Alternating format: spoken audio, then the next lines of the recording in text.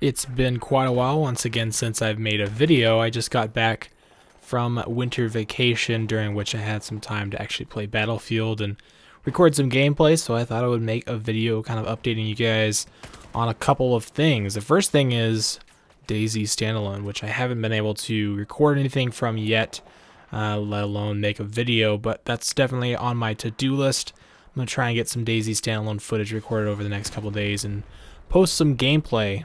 It's kind of a difficult game to make entertaining content from because 90% of the game is kind of just walking around the map or looting things, and there's a very little player interaction. But when that player interaction happens, it's so enjoyable and so intense. So I'll try and capture some of those moments if I can over the next couple weeks and let you guys see those enjoyable videos. But overall, DayZ Standalone is very similar to the mod, but there's some key fundamental changes they made so that the future of the standalone can be its own unique game. Because right now there's a lack of content, and that's kind of expected. It's obviously alpha. Really the main thing they were doing was getting the groundwork ready, the framework ready, and then over the next year they're going to be adding content to it. But right now there is a lack of content. Just so people know, if you're thinking about getting the game, just expect there to be, you know, not a lot of items, not a lot of zombies, a lot of other issues, glitches, bugs, and even a couple player resets where you might lose all your gear and things like that. But there is a lot of new stuff, and there's going to be way more new stuff. Some of the coolest things I like about the game right now is the attachment system, the way that you can modify your M4, your Mosin Nagant, or your pistol. You can throw on attachments, different types of magazines, different types of flashlights, foregrips, silencers, red dots, different types of sights. There's a lot of customization that comes into play with all the new attachments that you can do with weapons.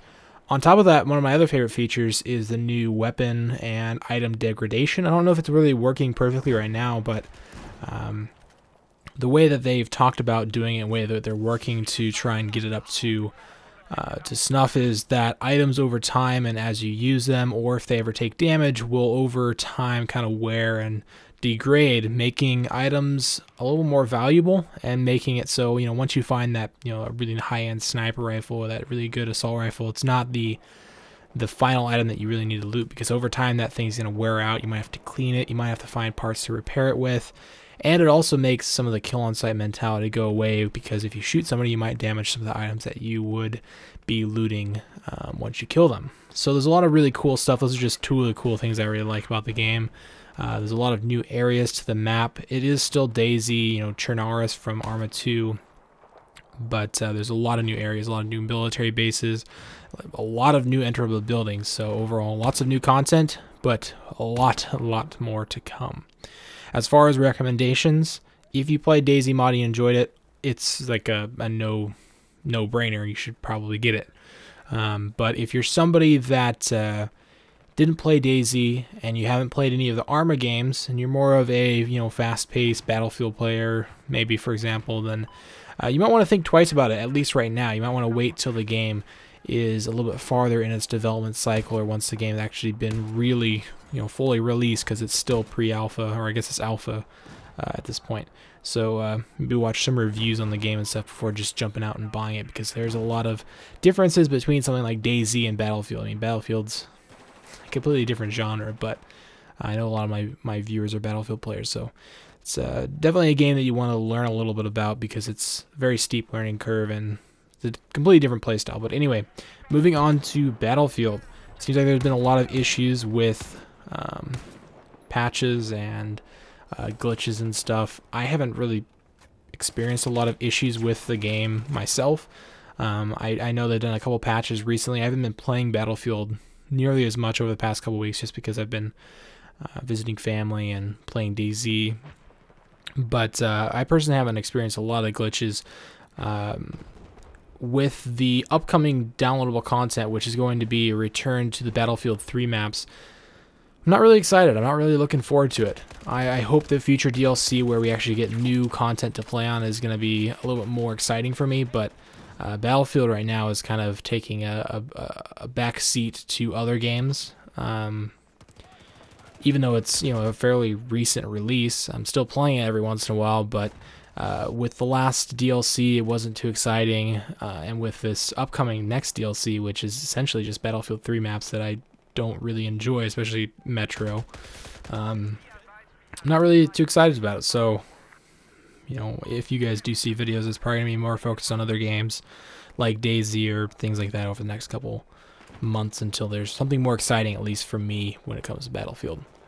Another cool thing I wanted to mention and throw a link in the download to is people that have a PC and want to get a controller. PS4 controller is actually a pretty viable option at this point. I found a really awesome download that you can get that essentially drivers for the PS4 controller that some awesome guy figured out how to make.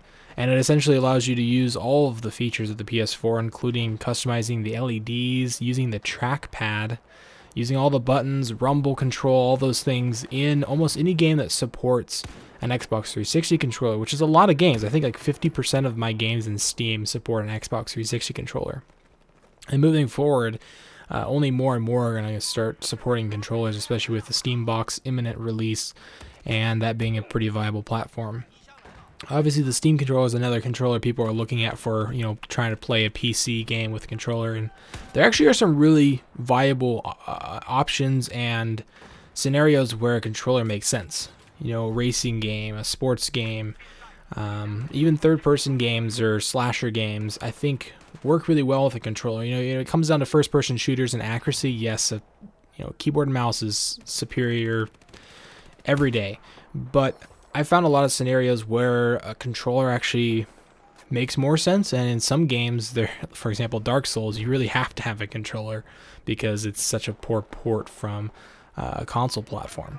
So I think everybody should have some type of controller, whether that's, you know, just a Logitech controller, whether that's the Xbox 360 controller or a PS4 controller or a Steam controller or whatever else you have, because there's a lot of really good PC games out there that either require a controller or work better with a controller, you know. So PS4, I'll put a link in the description to that, the drivers.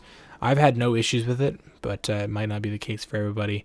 But it's definitely worth checking out if you either own a PS4 already and have a controller, or you're going to go ahead and pick up a PS4 controller. One thing I wanted to note about that, especially in relation to the trackpad, is you can enable the trackpad and use it like a laptop trackpad. It works really well. It's really cool. And being able to use that from your couch is a really good solution for kind of playing your PC as if it was a console on your TV. So anyway, thanks for watching the video. Hopefully you guys enjoyed it. Let me know in the comments down below if you did, and I'll see you guys in the next video, which will hopefully be a lot sooner than this one was. All right, see ya.